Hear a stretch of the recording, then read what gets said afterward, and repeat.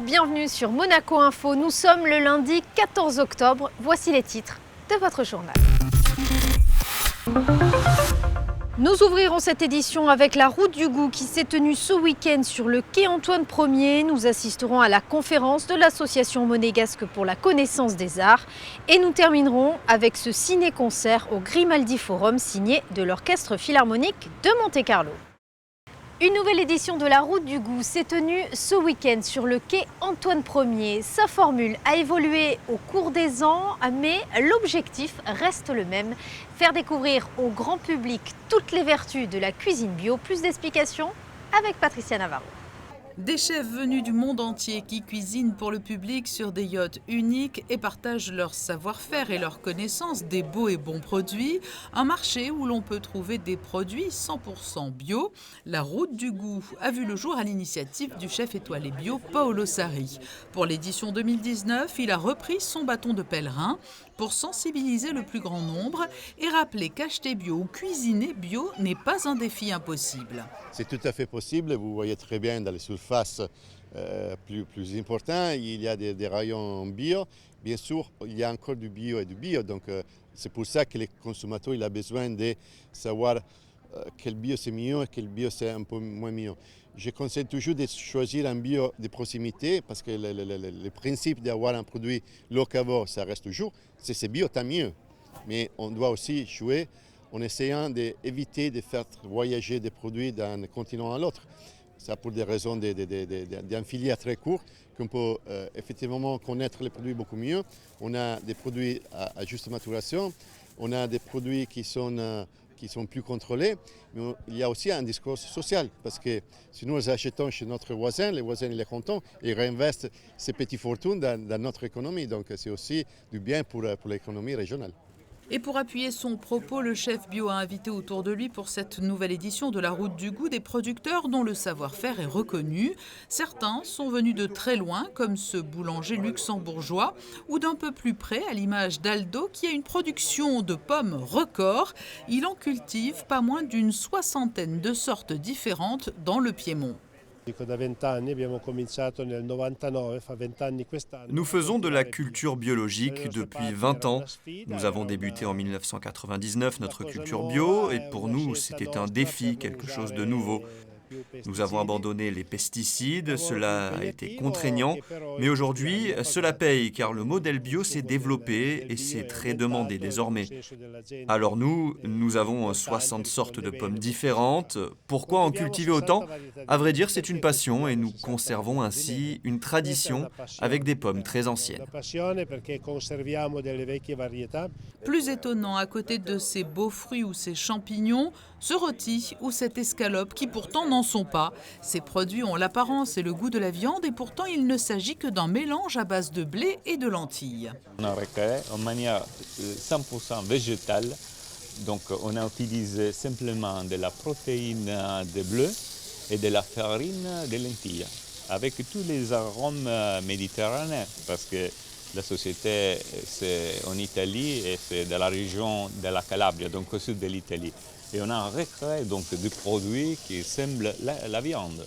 Si vous voulez goûter, vous pouvez imaginer de manger de la viande, mais ce n'est pas de la viande. Mais on a des protéines qui sont plus supérieures de la viande.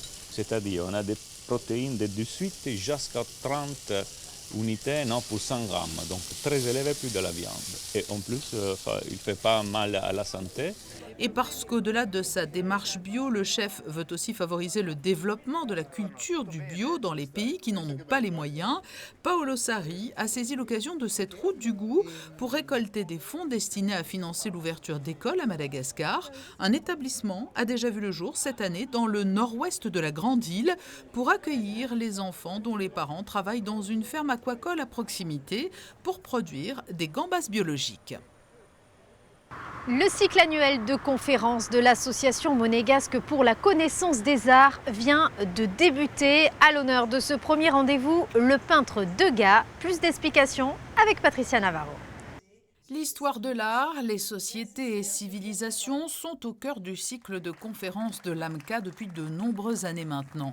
Cette association entretient la flamme et propose ainsi à un large public des éclairages sur des personnalités ou de grands courants artistiques notamment. La nouvelle saison s'articulera autour de la thématique Art croisé. Nous avons essayé de nous renouveler puisque ça fait 33 ans que nous organisons ces conférences. Et cette année, nous avons pensé avec mon conseil d'administration que nous pouvions évoquer sous le titre les arts croisés. Arts croisés, les relations entre peinture, danse, musique, littérature. Il faut maintenir la culture traditionnelle, il faut maintenir aussi ce contact direct exceptionnel que le public a avec les conférenciers. Les images, certes, sont belles, mais la parole du conférencier, son enthousiasme, sa connaissance, son savoir, c'est indispensable. Pour débuter cette saison, c'est un portrait sans concession du peintre Degas qui a été dressé par un fidèle conférencier de l'AMCA, Serge Legas. Dans les milieux parisiens artistiques, on l'appelait le terrible Monsieur Degas. Et c'est vrai que c'est un personnage qui est surtout paradoxal. C'est un homme qui est de toutes les extrêmes, c'est-à-dire totalement misogyne, mais qui soutient admirablement les femmes artistes. Il est ami avec Berthe Morisot, il soutient la carrière de Mary Cassatt, il soutient Suzanne Valadon. Il est également très réactionnaire sur un plan politique, puisqu'il sera un anti-Dreyfusard absolu. Mais par ailleurs, c'est un anarchiste. C'est lui qui supprime la particule de son nom et qui a écrit Degas en un seul mot. C'est lui qui se moque de son ami Manet quand il reçoit la Légion d'honneur parce qu'il trouve que ses hochets sont absolument ridicules. Donc c'est un homme qui est toujours paradoxal et qu'il est aussi dans sa peinture, puisque l'on fait toujours de Degas un peintre de l'impressionnisme, alors que Degas détestait le travail en plein air. C'était vraiment pour lui une aversion totale. Degas est un homme de l'atelier, donc par définition ce qu'on n'attend pas de ce que l'on appelle un impressionniste. Après Degas, c'est Émile Zola qui sera mis à l'honneur le 11 novembre prochain, avant en décembre une conférence sur les liens entre la peinture et la musique, puis enfin en janvier, la défense du patrimoine. Pour terminer, direction le Grimaldi Forum pour y découvrir un ciné-concert composé de plusieurs extraits de Fantasia sur une musique de l'Orchestre Philharmonique de Monte-Carlo. José Sacré vous en dit plus.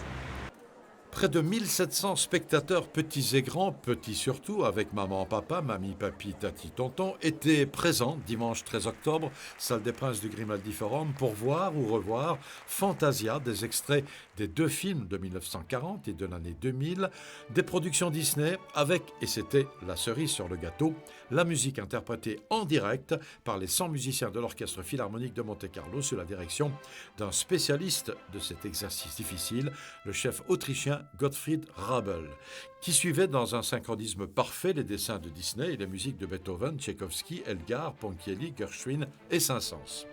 Il y a plusieurs histoires dans le film. Qu'est-ce que tu as bien aimé? Quand il y a le monsieur au début, quand il y a le monsieur dans les nuages. Ouais. Et Qu'est-ce qu'il faisait dans les nuages? il lançait des éclairs. Qu'est-ce qui t'a plu? Qu'est-ce que tu as aimé? L'orchestre. C'est bien parce que la musique, on voit l'orchestre et c'est mieux d'aller voir. C'est mieux ça que d'aller voir au cinéma un film où il y a déjà la musique. Lucas Massala, vous êtes le directeur de l'école de danse, Académie Princesse Grace, et vous êtes venu avec vos enfants en quelque sorte. Exactement, on est venu avec les filles de la dernière année et en haut on a encore 3 classes. On a la chance depuis de nombreuses années maintenant de venir à chaque concert et comme ça ouvrir un petit peu aussi cet art de la musique qui fait partie aussi un petit peu de notre métier de la danse.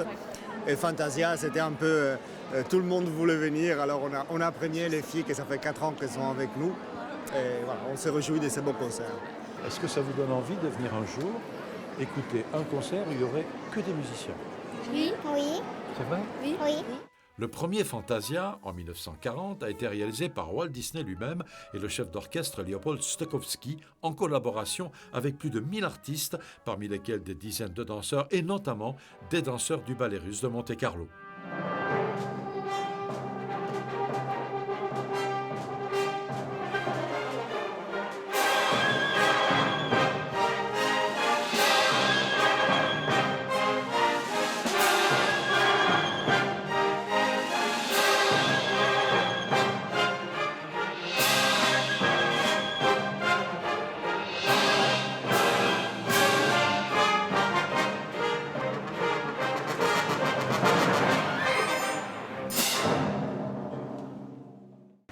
venez de découvrir l'essentiel de l'actualité monégasque, place à la météo.